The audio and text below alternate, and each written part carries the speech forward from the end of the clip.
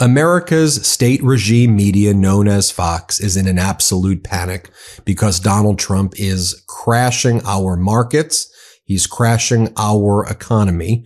So what's Fox doing? They're trying to convince their viewers that this is all part of a masterful deal, that Donald Trump's tariffs against Canada and Mexico, which are triggering retaliatory tariffs, are all part of a master plan. And even though the economy here in the United States is now crashing and our markets are crashing, this is all part of the art of the deal. You just don't really know how to negotiate the way Trump does. That's what's really going on here. So Fox brings in chief White House propagandist Caroline Leavitt, who goes on and says, yeah, this is the art of the deal, everybody. Here, watch this. This is major news. I know everyone wants to talk about tariffs, bad, bad, bad. No, why don't people understand the president is a never-ending negotiator? Mm-hmm. He's a never-ending negotiator. It's the art of the deal. But also, the president has proven, as he did in his first terms, that tariffs can bring good-paying jobs back here to the United States of America. They protect critical industries here at home. And President Trump is serious when he says he wants to make America the manufacturing superpower of the world. No, Caroline, this is not the art of the deal. You're just crashing our economy with horrific policies that we all knew would crash our economy.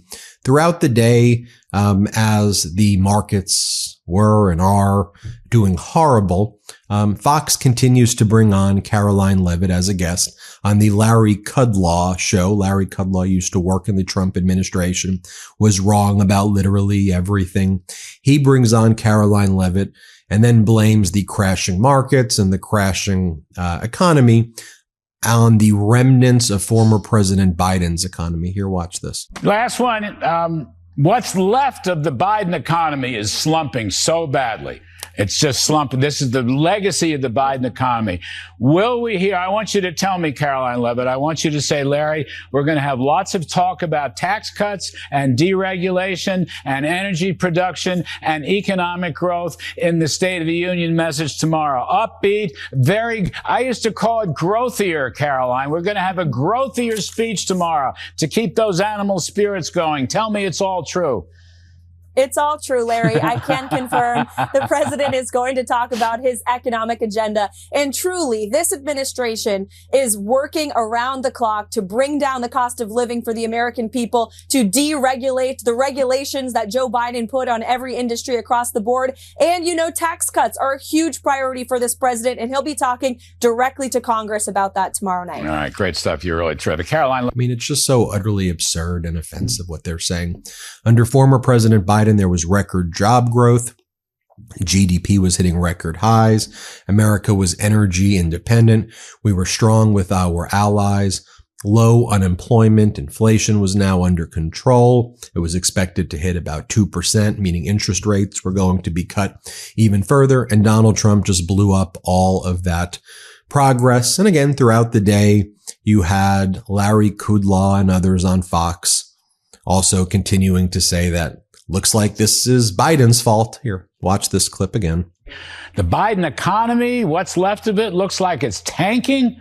Tax cuts and deregulation from President Trump are so important. I sure hope we hear lots about it in the State of the Union message tomorrow. Meanwhile, the stock market down almost 700 points. It's just horrific stuff as the Atlanta Federal Reserve predicts a negative 2.8% contraction in the first quarter of our GDP when it was expected to grow by about 3% if Donald Trump literally did nothing, meaning we're heading into recession, Great Recession, or even depression territory. They just spew such nonsense and attack former President Biden. One of the things that Fox was also doing was trying to normalize Donald Trump in the United States, now joining the axis of evil under the Trump regime, joining with North Korea, Russia, Belarus, and Hungary. And Fox is just trying to convince their viewers that this is like normal behavior. I mean, the propaganda here is just next level. So here, Laura Ingraham attacks Ukrainian President Zelensky. She says because he looked like Captain Spock when he was in the Oval Office. Play this clip. OMG. This isn't even a new strategy. This is warmed over Russian collusion. Oh, how original. It was just 3 days after the man dressed like Captain Spock was booted without lunch from the White House. We're getting a much clearer picture tonight of how things went down and why President Trump is the only politician telling the full truth here. I mean, they're really upset with the outfit of a wartime president, a war hero in President Zelensky, standing up for his country from the unlawful invasion by Russia, who wants to kill all Ukrainians. And they make fun of him and say he looks like Captain Spock. I mean, what's wrong with these people? I mean, seriously. So then yesterday evening on the Hannity show, they had J.D. Vance. And J.D. Vance is basically saying, look, what I really did in the Oval Office when I attacked President Zelensky was I did what I had to do to try to diffuse the situation with Donald Trump. Here, play this clip. And then when it really went off the rails, of course, is when I asked, or you had a Polish journalist who asked a question, the president answered it, and then I answered it. And then something about my answer just really set Zelensky off. So then he came at me. So you're blaming yourself.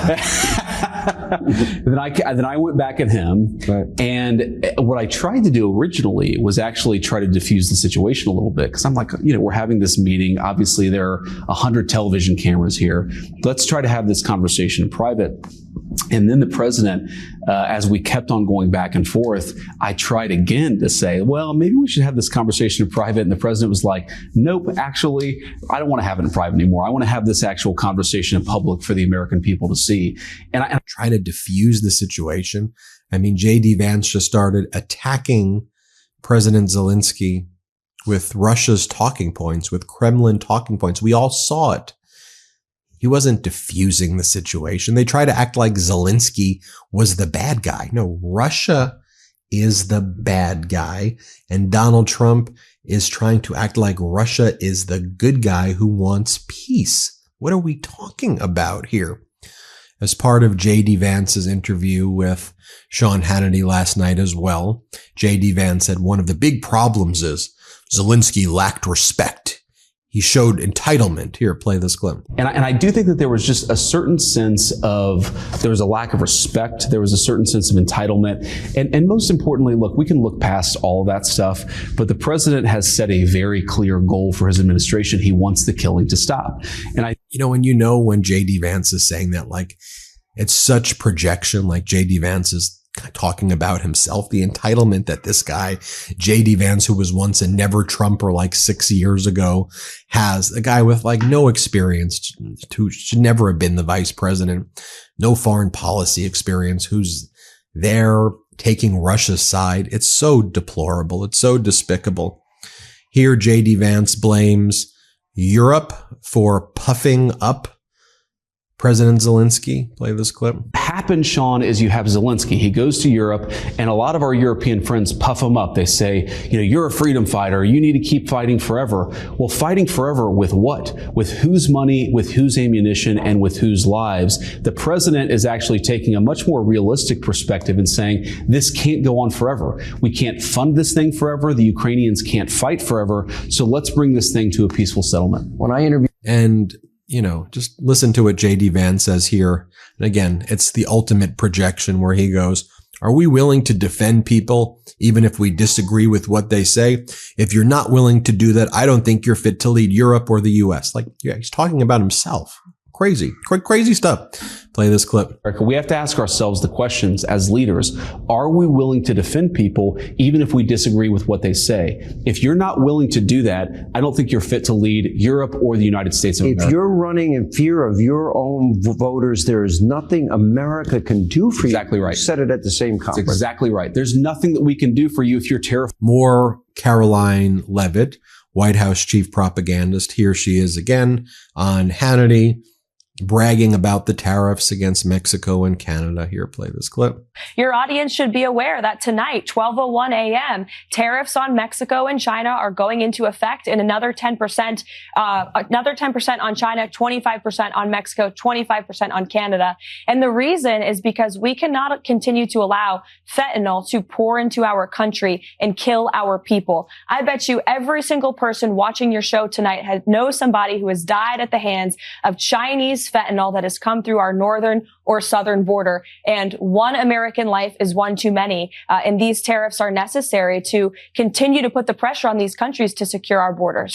Then you have the Attorney General, Pam Bondi. She goes on Hannity and attacks the DOJ. She's the leader of the DOJ as Attorney General. So she attacks the Department of Justice and says the Department of Justice are a bunch of Trump haters. It's great. Just attack all of your lawyers. Pam Bondi, here, play this clip. First and foremost, we got rid of the Jack Smith team. Gone. Yeah. Those people are gone. We're still trying to find out. There are a lot of people in the FBI and also in the Department of Justice who despise Donald Trump, despise us, don't want to be there. We will find them because you have to believe in transparency. You have to believe in honesty. You have to do the right thing. And right now we're going to root them out. We will find them and they will no longer be employed. But again, we're starting at every level of the Justice Department, Sean, and getting rid of the worst of the worst. But there are a lot more people that shouldn't be there. But there are a lot of good people who are out there now risking their lives every day making these cases. More Russia propaganda here from Laura Ingraham, who basically says, look, no, that's not that we're rooting for Putin. We just have to recognize the world is what the world is, and Putin should what? Putin should take Ukraine. Is that what she's saying here? Play this clip. Now, neither Donald Trump nor his supporters are rooting for Putin, but they see the world as it is, not as some fantasy created by those who profit off bloodshed. You know, the Fox talking points are very similar to the Russia talking points. Russian state regime media, RT. Not that different than Fox. Breaking. U.S. has stopped all military aid to Ukraine. Really pathetic stuff. So then Fox brings on Trump's Secretary of Agriculture, Brooke Rollins. So she says she's not being funny here when I'm about to tell you what she says. She goes, the way we're going to deal with the egg prices being so high, she goes, we're encouraging all American families to buy chickens and keep the chickens in your backyard. And then if your chickens can make you eggs. Here, play this clip. I think the silver lining in all of this is how do we, in our backyards, we've got chickens too in our backyard. How do we solve for something like this? And people are sort of looking around thinking, wow, well, maybe I could get a chicken in my backyard. And it's awesome. I agree with you. Yeah, I think everyone who isn't a farmer right now wants to be. So you're in the right department, Brooke. It's obviously one of the most ridiculous things I've ever heard. But in addition, the Trump administration's also terribly mishandling the avian flu situation right now. So if you bring some of these chickens into your backyard, it may result in the avian flu spreading. Anyway, Tommy Tuberville was going on the various networks saying a bunch of crazy stuff as well. I didn't want to play Tommy Tuberville. Let's play Howard Lutnick, Trump's Commerce Secretary, who says, look, sure, I hear you on the economy, but we're going to get so rich, we're selling Trump gold cards for $5 million each. So just think about it. When we sell 10 million Trump gold cards, we're going to make 50 trillion. And again, he sounds like some bizarro infomercial. Here, watch this. There are a lot of questions about that, and he wants to get rid of the IRS. Of course, if we could have the outside, that's a big objective, right? The big objective would be to have enough money come in from the outside sources, selling, visas, the ability to have a green card to come to America. Imagine if you sold 1 million of them, you'd pay off our deficit and have 15 trillion to spare. And that's only 3% of America. It's nothing. So the concept of replacing us paying, we're like, we have Stockholm syndrome. We just are so happy to pay. We forgot that maybe other people should pay and we should have the benefit of living in the great America. And then finally, Fox host Pete Ducey, again, laundering the Russian propaganda.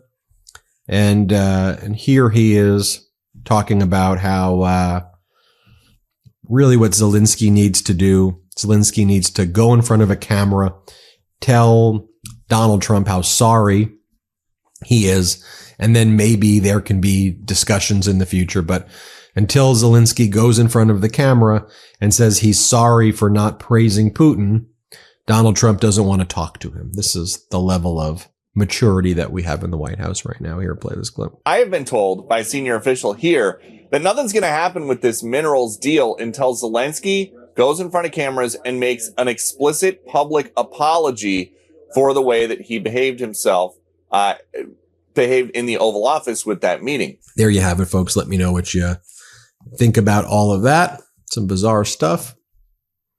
I mean, that's why I say it's state regime media. Hit subscribe. Let's get to 5 million subscribers. Thanks for watching. The truth is more important than ever. Check out our new Truth Over Lies collection at store.MeidasTouch.com. All 100% USA union made.